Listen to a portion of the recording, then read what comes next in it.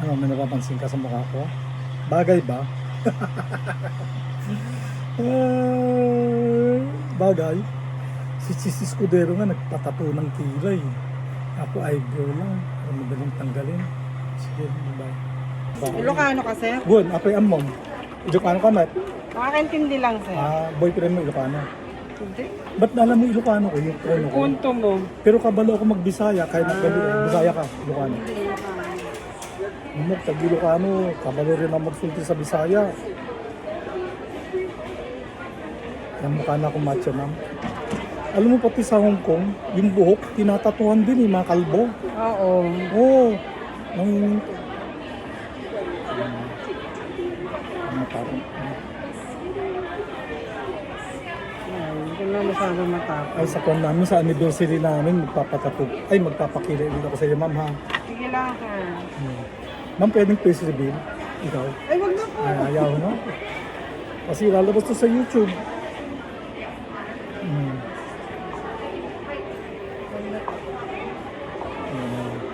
Gusto ko'y matapang.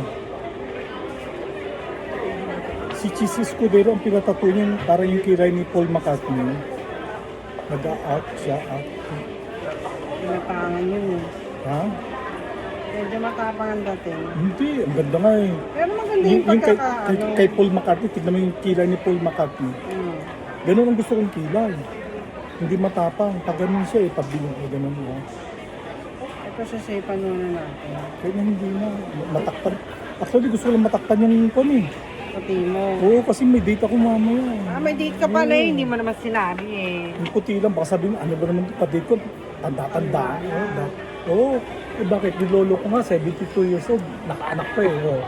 Kaya ako 71. So may 1 year pa akong habulin mo. Ma'am, nakita ka na. Wala.